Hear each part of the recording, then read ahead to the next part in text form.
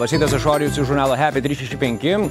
Mes pradedam ankstyvą rytą Narvesen parduotuvėje ir iš čia važiuojame pas 3 močiutes, kurios yra vienišos, niekino nelankomos, tokios, kurios per kalėdas nesulauks jokių svečių, tai mes atvažiuojam pas jas prieš kalėdas ir atvežam daug karštų Narvesen bandelių ir Narvesen kavos, nes gardžių dalintis gerą. Čia yra nuostabi bandelių fėja Katažina. Labas rytas, Katažina. Sveiki.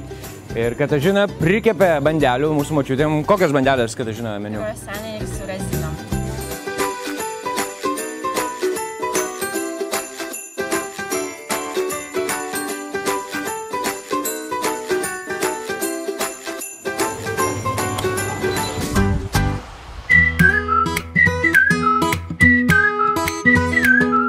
Gerai, atvažiavom pas pirmąją močiutę, jos vardas yra Bronelė, apie ją rašiau Facebook'e, atsiliepė daugybė žmonių, norinčių draugauti, padėti jai, tai einam pas ją ir pažiūrėsim, kaip jinai gyvena.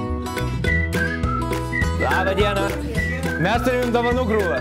Jau Bronelė turi žurnalą apie save. Gražioji Bronelė, jos istorija yra čia, o tikroji Bronelė yra va čia. Žodžiu, yra daug žmonių, kurie patys neturi kažkokių ten pinigų ar turtų, bet kurie mielai jums ką atiduotų, tai aplankytų jūs. Jums dabar atsiuntė daugybę laiškų, jie dar keliauja, nes viskas šią savaitę pradėjo čia vykti. Tai iš Anglijos, iš Airijos, iš Švedijos žmonėms jūs rūpite ir kokie faina esate, ir ten, žodžiu, palinkėjimų ir taip toliau.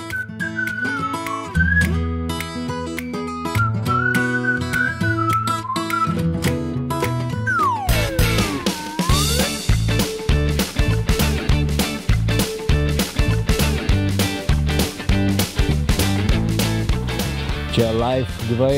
Šiuo metu važiuoja geri žmonės, kurie iš širdies padėti močiutėm ir šiuo metu jinai yra įklimpusi ant vienintelio Vilniaus serpantino, negali pravažiuoti.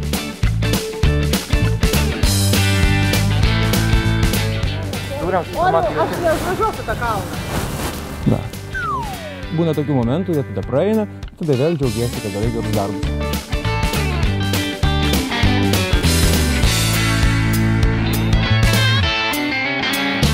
Mes atvažiavome į naują Vilnių, šitam name gyvena moteris, kuri padėdavo našlaičiam vaikam, remdavo vienišus žmonės. Šiuo metu jinai yra pati vieniša, jai yra 70 keli metai. Gardžių dalintis gerą, per kalėdas darytis gerų darbus yra privaloma ir prisijungti visi. Susiraskit po tokią močiutę ir nuvežkite jai dalelę šilumos. Dangolytė! Čia yra nuostabi dangolytė, kurį atvežam draugų. Bandelių karštų. Darom visi. Tai yra pats mažiausias pasaulyje butas ir čia yra Danguolės tvirtovė. Jinai gyvena viena ir gyvena su ją 20 jos spintų ir katė Puma. Štai yra ta nuostabi moteris. Štai po nuotrauką parašyta Dangolytės aistra, knygos, visą gyvenimą mėgau skaityti.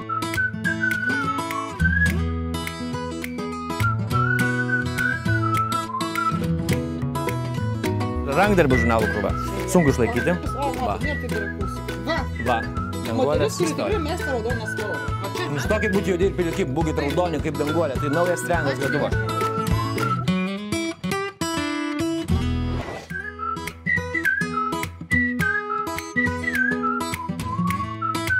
Aš moku groti su tai galiu pagroti.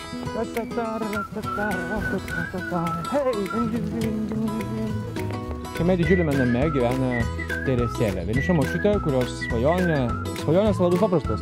Kad nukirstų šitos medžius, kad jie neužkliūtų ją ant galvos, kad įstatytų ją elektros skaitliuką, nes dėl elektros skaitliuko jinai kiekvieną dieną verkia. Mes ją atvežame draugų, bandelių, podelių, pinigų, mandarinų ir vat merginų gražių. Ir ponių pinigų.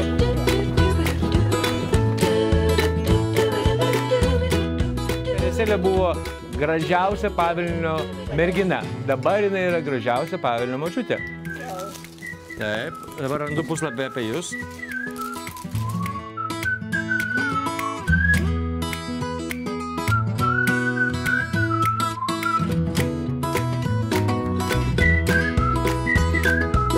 Aplankė močiutės, jos yra tik 3 iš 100, gal net 1000 Lietuvoje vienišų močiučių. Lankykite jas, darykite gerą žmonėms tokiu jautriu laikotarpiu, kai kalėdos ypatingai jautrus jisai yra vienišiems žmonėms. Gerumu dalintis labai paprasta, lengva ir svarbiausia gera patiems.